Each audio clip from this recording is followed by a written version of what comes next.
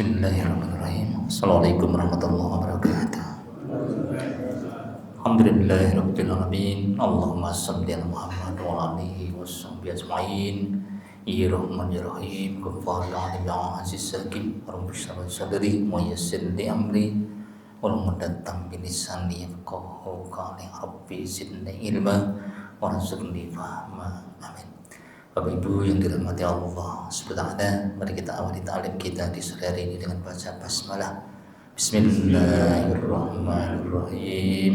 Raditu billahi rabba wa bil islami dina wa bi Muhammadin nabiyya wa rasula. Rabbi zidni ilma warzuqni fahma. Amin. Bapak Ibu yang dirahmati Allah Subhanahu, sesuai dengan materi yang diumumkan, kita akan menyampaikan tentang hikmah ibadah umroh.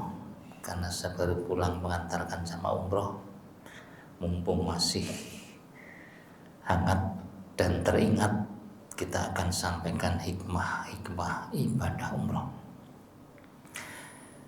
Allah Subhanahu di dalam Quran surat Baqarah ayat 196 berfirman, A'udzubillahi minasyaitonir rajim, mu'addimul hajja wal umrata lillah. Dan sempurnakanlah haji dan umroh untuk Allah. Inilah perintah dari Allah yang dijadikan fatwa jadid Imam Syafi'i sebagai dasar bahwa umroh itu juga berhukum wajib, hanya tidak menjadi rukun Islam. Beda dengan haji, dia masuk rukun Islam. Umroh itu masuk kategori perintah wajib bagi yang mampu. Dua mazhab yang mewajibkan adalah mazhab Syafi'i dan mazhab Hambali. Bagi yang mampu, maka umroh itu diwajibkan. Artinya kalau dia mampu dan tidak mengerjakan, maka dianggap durhaka atau melakukan dosa. Kemudian Rasulullah SAW di dalam urusan ibadah umroh ini, beliau memerintahkan untuk dipentingkan. Dalam hadis yang diriwayatkan oleh Imam Muslim, janganlah kalian itu bersusah payah melakukan perjalanan jauh kecuali ketiga masjidku, yaitu Masjid Madinah, Masjidil Haram di Mekah, dan Masjidil Aqsa di Palestina. Nabi memerintahkan jangan kalian bersusah payah melakukan perjalanan jauh kecuali di tiga tempat itu. Berarti maknanya adalah kita kalau perlu harus bersusah payah untuk mengadakan perjalanan supaya bisa menziarahi tiga tempat itu. Bahkan susah payah perjalanan di tempat yang lain itu tidak perlu dipentingkan. Yang dipentingkan itu perjalanan susah payah menuju tiga tempat itu. Inilah yang disebut dengan umroh. Arti dari umroh itu adalah iktimar, yaitu berziarah. Artinya secara syar'i, umroh itu ibadah untuk menziarahi Ka'bah. Apa itu Ka'bah? Baitullah, rumahnya Allah. Jadi umroh itu ibadah untuk menziarahi, mengunjungi, mendatangi rumahnya Allah di muka bumi. Maka orang beribadah umroh itu orang yang mendatangi tempat yang dimuliakan. Pertama adalah Ka'bah, dinisbahkan sebagai rumahnya Allah atau Baitullah.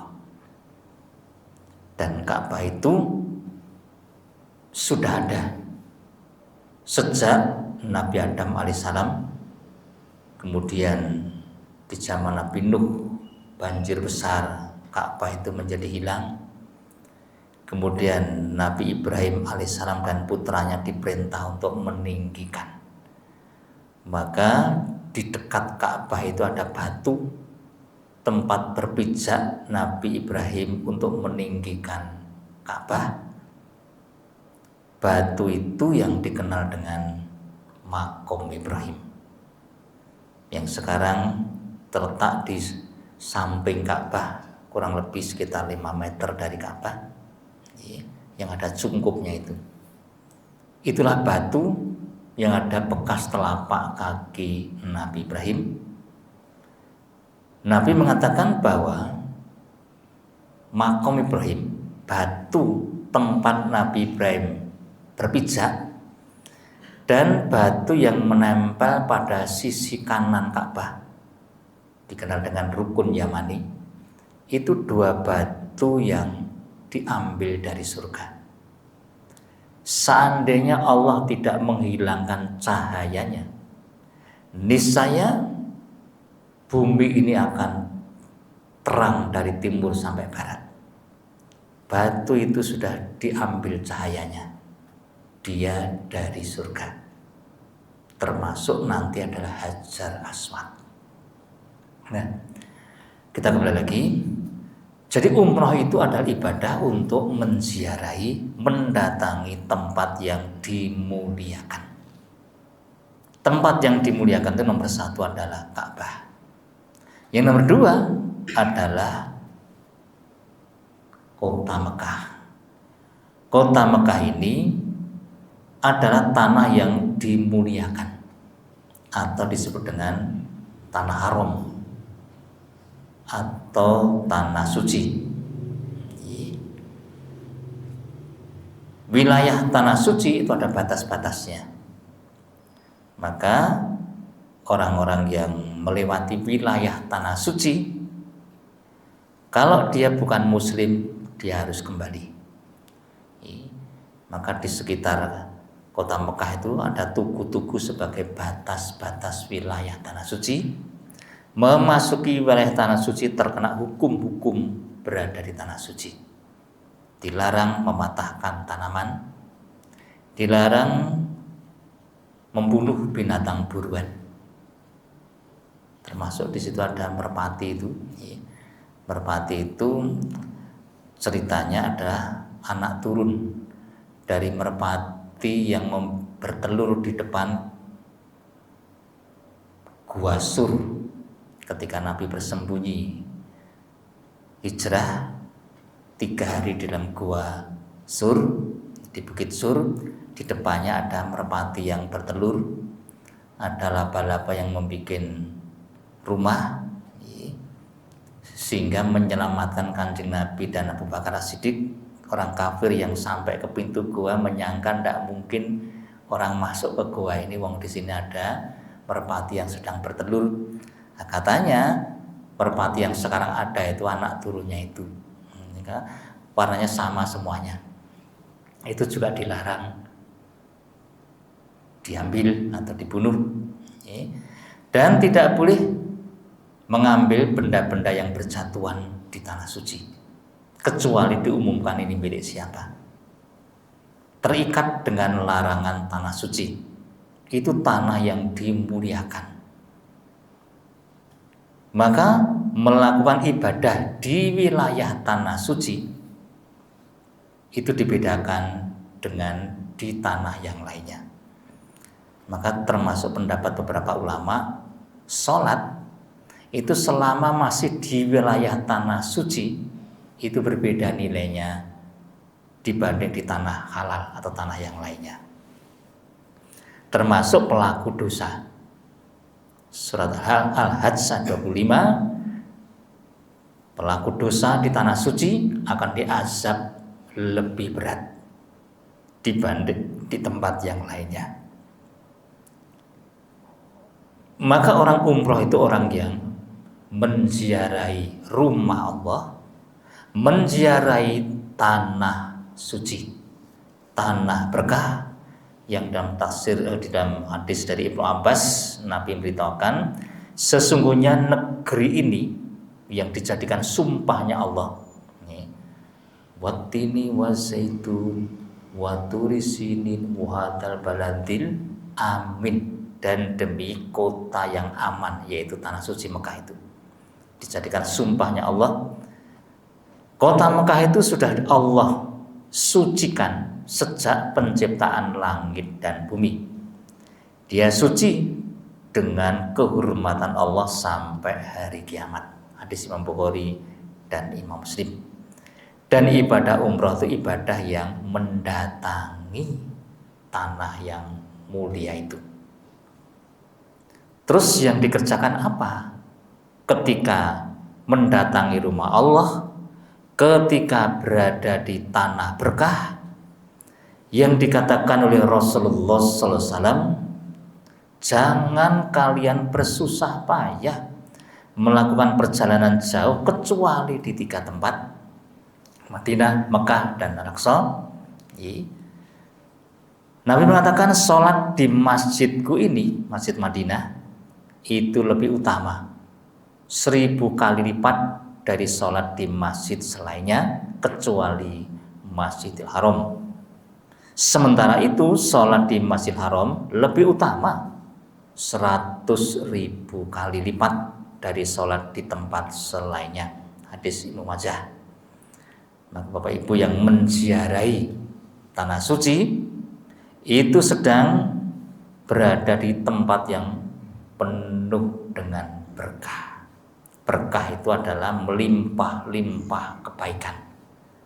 Sholat di Masjidil Haram itu sama dengan sholat di tempat kita ini 100.000 sholat. Jadi kalau kita maghriban di Mekah sana sekali, itu sama dengan kita mengerjakan sholat maghrib di masjid kita ini 100.000 maghrib. 1000 itu kalau dihitung hari 3 tahun, 100.000 berarti 300 tahun. Sekali maghriban di sana itu nilai bobotnya sama kalau kita maghrib di sini lamanya 300 tahun lamanya. Itulah tanah berkah. Maka tidak ada perjalanan jauh yang perlu susah payah kecuali mendatangi tempat itu. Maka Imam Syafi'i termasuk yang mewajibkannya seumur hidup sekali bagi yang diberi kemampuan. Sementara di Masjid Nabawi di Madinah itu 1000 kali, di Masjid Al-Aqsa 500 kali. Kemudian nanti yang dikerjakan orang yang berziarah itu ibadahnya namanya ibadah umroh, ibadah ziarah. Rukunnya adalah pertama ihram, yang kedua tawaf keliling Ka'bah 7 kali, yang ketiga sa'i Safa Marwah 7 kali, kemudian tahallul. Beda dengan haji. Haji itu rukunnya ketambahan 1, umroh tambah 1. Apa? Wukuf di Arafah. Hanya kalau umroh itu bisa dikerjakan rampung 9 jam. Kalau berangkatnya dari Madinah berarti mulai ibadah umroh itu mikotnya dari Bir Ali sampai ke Mekah itu sekitar 6 jam. Setelah sampai Mekah, tawaf, sa'i, tahallul sekitar 3 jam. Sehingga umroh itu butuh waktu kalau berangkat dari Madinah itu kurang lebih 9 jam. Tapi kalau haji bisa 5 hari paling cepat. Kenapa? Padahal rukunnya hanya ketambahan 1 wukuf tanggal 9 Zulhijjah. Haji itu banyak wajibnya. Di samping rukun ada yang disebut wajib. Wajib tidak dikerjakan kena denda, puasa 10 hari atau menyembelih kambing. Kalau haji ihram, wukuf di Arafah, kemudian tawaf ifadah, sa'i Safa Marwa, tahallul. Itu rukunnya. Hilang satu, gugur hajinya. Tapi ada wajib. Apa yang wajib? Pertama, bermalam di Musdalifah. Malam tanggal 10 Zulhijjah. Paginya bermalam di Mina. Tanggal 10 Zulhijjah. Terus di tanggal 10 itu wajib lempar jumrah Aqabah. Kemudian kalau memungkinkan langsung kembali ke Mekah untuk tawaf ifadah, sa'i, tahallul yang kedua. Kembali lagi ke Mina. Malam tanggal 11. Tanggal 11-nya lempar 3 jumrah, 12 lempar 3 jumrah, 13 lempar 3 jumrah. Baru selesai. Jadi 5 hari. Tapi umroh yang membedakan dengan haji hanyalah masalah wukuf di Arafah. Nah, umroh ini sekalian nilai-nilai keutamaannya. Ketika Rasulullah SAW ditanya oleh istri beliau Siti Aisyah radhiyallahu anha, "Ya Rasulullah, apakah ada jihad untuk para wanita?" Nabi menjawab, ada, yaitu jihad yang tidak ada pertempurannya. Apa itu? Haji dan umroh. Terus Nabi mengatakan, jihadnya orang yang lanjut usia, jihadnya orang yang lemah, jihadnya para wanita adalah haji dan umroh. Maka ibadah haji, ibadah umroh itu disamakan dengan jihad bagi para wanita, bagi para lansia, dan bagi orang yang lemah-lemah fisiknya. Nilainya disamakan dengan jihad fisabilillah. Apalagi di bulan Ramadan. Nabi mengatakan, apabila datang Ramadan, umrohlah. Karena umroh di bulan Ramadan itu menyamai 1 kali haji. Hadis Muslim. Bahkan umroh di bulan Ramadan itu sama dengan haji bersama dengan aku. Hadis Imam Abu Daud. Maka orang yang umrohnya dijatuhkan di bulan Ramadan, itu nilai keutamaannya disamakan dengan ibadah haji 1 kali. Bahkan haji bersama Kanjeng Nabi. Maka jangan heran kalau Ramadan itu orang umroh ini jumlahnya melampaui orang haji malahan. Maka umroh itu kalau Ramadan itu harganya tertinggi, paling mahal, hotel mahal, tiket pesawat jadi mahal. Kalau umroh reguler biasa itu paling ya 25 sampai 28. Tapi kalau umroh di bulan Ramadan ya 32 ke atas. Insya Allah kalau jadwal saya besok umroh Ramadannya tanggal 21 Februari, di puasa hari yang ketiga, dan kita akan pakai jalur yang paling ringan, yaitu dari Solo langsung ke Jeddah tanpa transit, karena Ramadan udah ngelih, lemes, dan banyak orang sepuh-sepuh. Kenapa kok banyak orang tua? Karena tidak bisa ibadah haji. Apalagi tahun-tahun berikutnya ketat sekali persyaratan kesehatan, sehingga banyak orang tua yang tidak mungkin bisa lolos. Larinya kemana? Umroh di bulan Ramadan. Maka biasanya saya bawa jamaah umroh Ramadan itu sepuh-sepuh, dan saya letakkan di awal Ramadan supaya badannya masih agak kuat. Dan saya ambil jalur yang paling pintas, yaitu tanpa transit, meskipun pesawatnya yang ada hanya Lion. Dan kemarin sudah kita hitung hotelnya di sini, kita ambil pesawat ini, itu harganya kalau tidak salah besok itu 30,9 juta. Itu sudah kita semurah-murahnya. Apalagi sekarang ada umroh mandiri. Bapak Ibu yang berani berangkat sendiri, pesen tiket sendiri, cari hotel sendiri, itu lebih murah lagi. Bisa selisih sampai 5 jutaan. Tapi hati-hati yang harus sudah berpengalaman, paling tidak di antara orang sudah punya pengalaman supaya tidak kesasar-sasar, tidak tertipu dan sebagainya. Kita ambil lagi sekalian. Ibadah umroh itu ibadah panggilan. Sehingga orang yang diberi kemampuan itu orang yang dipanggil. Kalau tidak memenuhi panggilan, dianggap dia orang yang durhaka. Maka ada riwayat dari sahabat itu, kalau ada muslim mampu datang ke tanah suci, tidak mendatangi tanah suci, entah haji entah umroh, terus meninggal dunia, dia tidak layak untuk disolati atau tidak layak untuk didoakan, dianggap orang melakukan kefasikan yang besar, yaitu melakukan dosa besar. Maka sekalian, bagi yang diberi kemampuan, ini silahkan untuk merencanakan, memenuhi panggilan. Ibadah haji, ibadah umroh itu ibadah panggilan. Maka rukun yang pertama yang namanya niat atau ihram, kalimatnya adalah kalau haji, labbaik Allahumma hajjan. Ya Allah, aku penuhi panggilanmu untuk ibadah haji.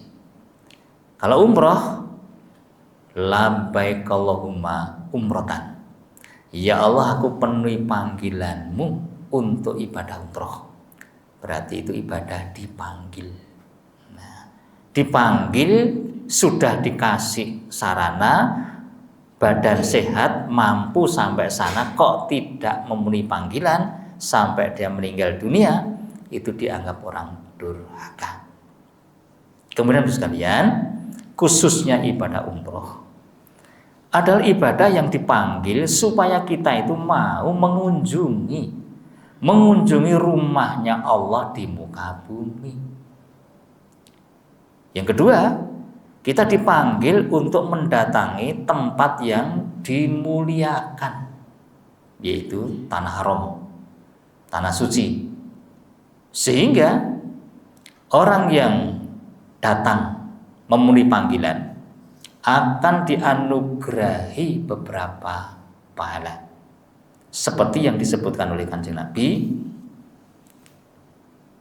umroh yang diikuti umroh berikutnya itu akan membersihkan dosa antara keduanya. Haji yang mabrur tidak ada balasan kecuali surga. Kemudian Nabi mengatakan, jadikan saling susul menyusul antara haji dan umroh, karena keduanya itu bisa menghapus kefakiran dan membersihkan dosa-dosa, sebagaimana tukang besi meniup pada ububan karat besi, emas dan perak. Dan haji yang mabrur tidak ada pahala kecuali surga. Hadis hasan sahih dari Imam Tirmizi. Orang datang ke sana itu akan dibersihkan dosanya.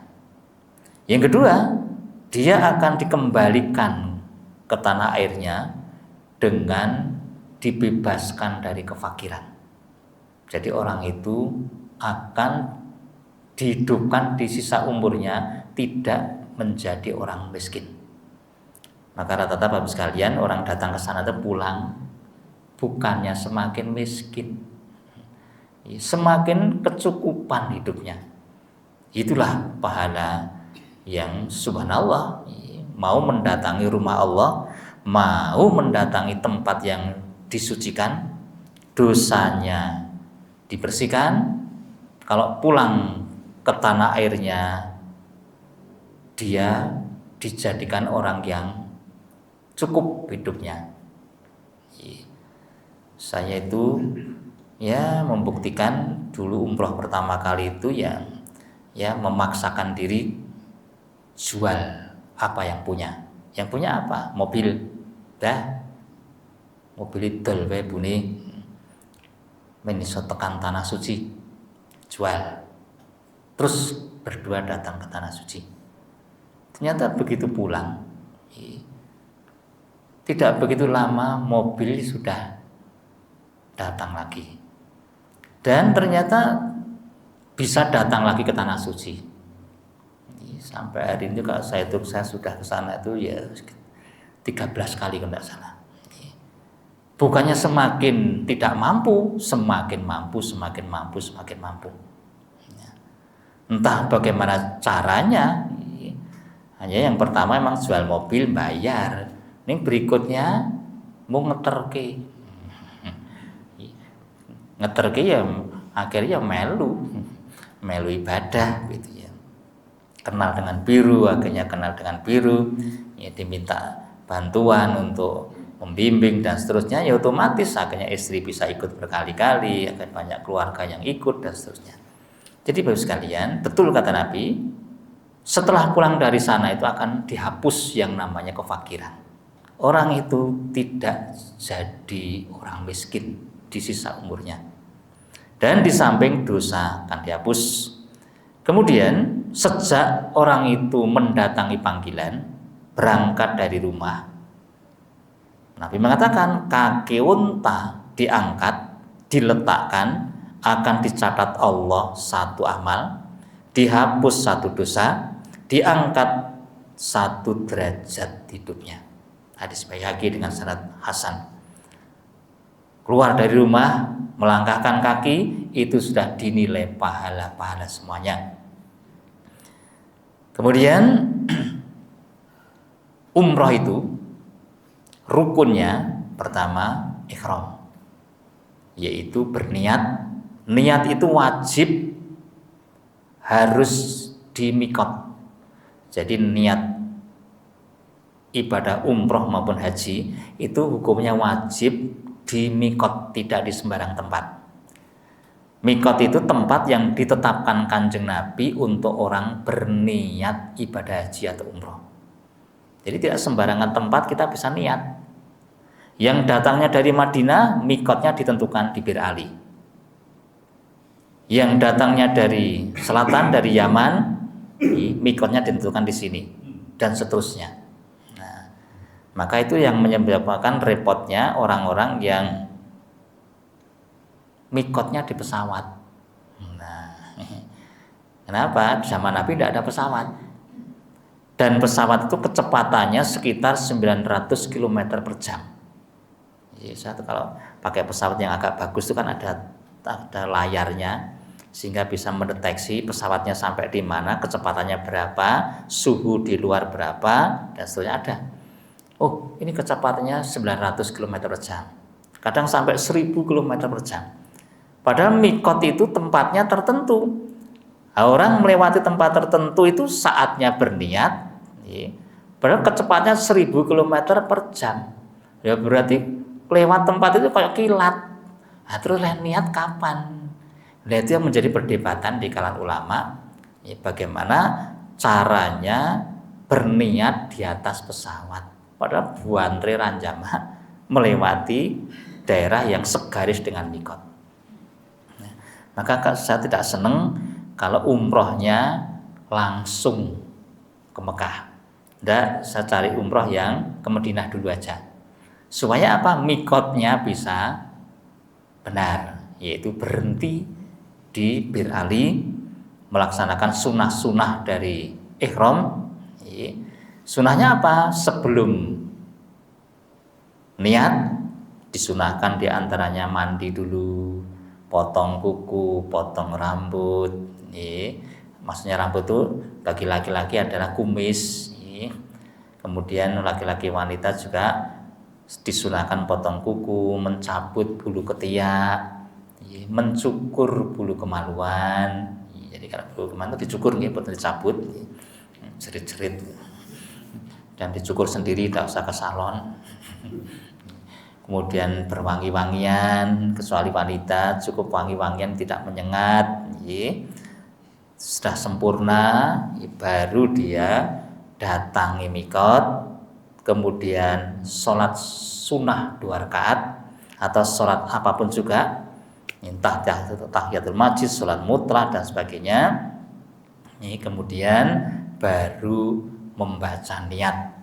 Kalau umroh, labbaik Allahumma umrotan, terus dilanjutkan kalimat talbiyah, labbaik Allahumma labbaik, labbaik la syarika lak labbaik, innal hamda wa ni'mata laka wal mulk la syarika lak.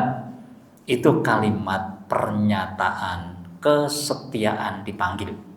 Aku penuhi panggilanmu ya Allah. Maka orang yang ibadah haji dan umroh kundur, kalau ibadahnya itu mabrur, dia menjadi orang albir, orang baik. Apa orang baik itu? Orang baik itu orang yang tingkat ketaatannya kepada Allah semakin tinggi dan tingkat merahmati sesama semakin meningkat. Ingat kalimat talbiyah, aku penuhi, aku taati panggilanmu. Maka orang yang hajinya mabrur itu tingkat patuh taatnya kepada Allah akan semakin meningkat. Dipanggil adzan cepat, itu ingat dengan kalimat talbiyah. Maka orang kundur haji kok subuh ngeblok terus, wah ini mabrur ini. Dan mabrurnya apa kata Nabi? Memberi makan, merahmati, lomo. Di samping kundur haji itu ya tidak jadi miskin kok dia. Tingkat rahmatnya harus meningkat. Kundur haji kok medite tambah. Alah, iki mau mabur tok iki berarti. Ya kadang nyuwun sewu, kalau saya melihat hajinya Kanjeng Nabi, Nabi itu kalau haji dia berusaha menyamai orang miskin. Apa? Pelananya lapuk, bludrunya sudah usang. Untuk apa? Menghilangkan ujub, riya. Nah, beda dengan Indonesia. Ibadah haji itu ibadah yang bisa dibanggakan repotnya, untuk kebanggaan malahan. Sehingga sudah haji itu ya nama ada titelnya. Beda dengan sholat, sudah sholat tidak dapat titel S, poso titel P. Ini haji pakai titel, karena itu kebanggaan. Haji aja, mau berangkat aja dapat titel CH, calon haji. Covid kemarin dibatalkan hajinya, akhirnya titelnya ganti BH, batal haji. Nah, Indonesia itu justru seperti itu. Padahal kalau hajinya Kanjeng Nabi menghapus yang namanya kebanggaan. Maka kemarin umroh saya terakhir itu saya seneng, kenapa? Hotelnya di Misfalah, tempatnya fakir miskin. Misfalah itu hotel-hotel kelas 3 untuk terkenal dengan jamaah IPB. IPB itu mana? India, Pakistan, Bangladesh. Wong melarat-melarat di hotel-hotel yang murah-murah, bahkan banyak yang dapat hotel itu tidur di depan WC 6 dan glosor seperti itu. Hanya di sana itu banyak rumah makan yang menggratiskan, maka mereka baris dikasih makan gratis. Nah, kita kembali lagi sekarang. Setelah ihram, orang itu terikat dengan larangan ihram. Jadi setelah niat, dia memasuki wilayah ibadah, terikat dengan larangan ihram. Kalau dilanggar dia kena denda. Apa dendanya? Memberi makan 6 fakir miskin 2 mud, kurang lebih 150.000 sekali melanggar. Apa larangannya? Potong kuku, mencabut rambut atau memotong rambut, menyentuh wangi-wangian. Bagi laki-laki larangan ihramnya menutup kepala dengan sesuatu, entah peci, entah buku, kertas, tidak boleh diletakkan di atas kepala. Tidak boleh ada pakaian lain selain 2 lembar saja. Celana dalam harus lepas. Nah, yang ini yang sering saya ingatkan untuk jamaah-jamaah umroh yang sepuh-sepuh. Tidak biasa pakai pakaian seperti itu. Nah, kadang lali cincing ngono wae. Padahal ya hanya 2 lembar saja. 2 lembar itu yang satu atas, yang satu bawah, itu tidak boleh ditambahi yang lain-lainnya. Tapi kalau sabuk boleh karena dia bukan pakaian. Tas boleh, jam tangan boleh, slayer boleh pakai penanda.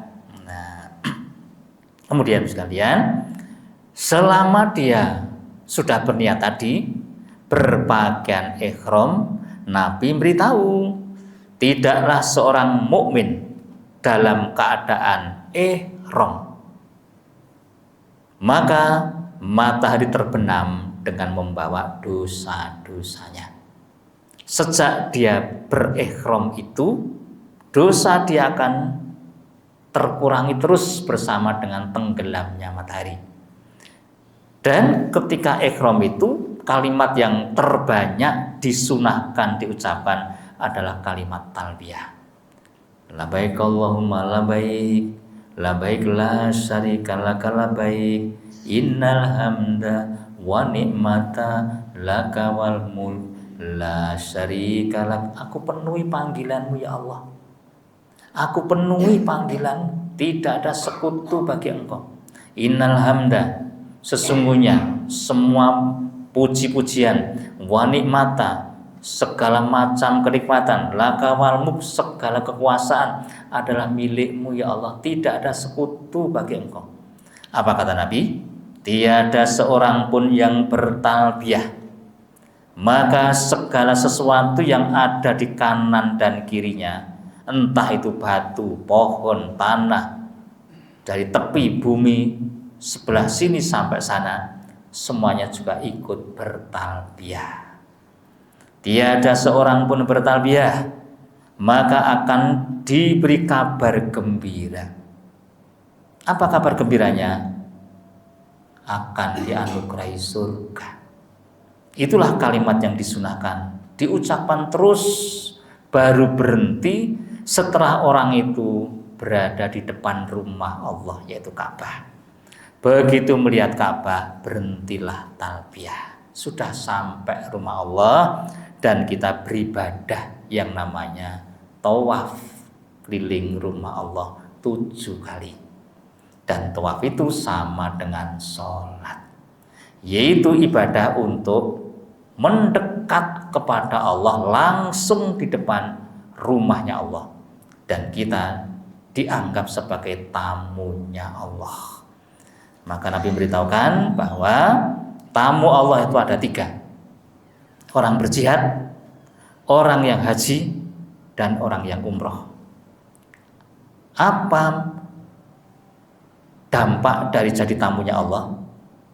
Nabi mengatakan berperang, haji, umroh adalah tamu delegasi Allah. Allah memanggil dan mereka memenuhi, dan mereka minta kepadanya, Allah akan beri. Maka orang yang tawaf keliling Ka'bah itu dianjurkan banyak minta kepada Allah. Putaran pertama berzikir, putaran kedua baca Quran, terus banyak minta kepada Allah. Nah, setelah itu selesai, kemudian sa'i, Safa, Marwah, itu pahalanya sendiri dengan membebaskan 70 budak jumlahnya. Kemudian setelah itu tahallul, apa kata Nabi? 1 lembar rambut itu 1 dosa. Maka Nabi doakan orang yang mau membersihkan rambutnya, yaitu dicukur sampai bersih, Nabi doakan 3 kali dosanya bersih. Meskipun tidak bersih juga boleh, hanya dipotong sedikit sudah sah. Tetapi Nabi hanya mendoakan 1 kali saja bagi orang yang memotong rambut. Bagi yang mencukur, Nabi doakan 3 kali. Kenapa? Hubungannya dengan pembersihan dosa. Itulah sekalian ringkasan hikmah tentang ibadah umroh bagi Bapak Ibu yang barangkali punya rencana, keinginan, monggo. Kalau jadwal saya masih nanti awal Ramadan, umroh Ramadan, yang nilainya sama dengan 1 kali haji. Demikian sekalian, mari kita akhiri dengan kafaratul majlis. Subhanakallahumma bihamdika asyhadu an la ilaha illa anta astaghfiruka wa atubu ilaik. Assalamualaikum warahmatullahi wabarakatuh.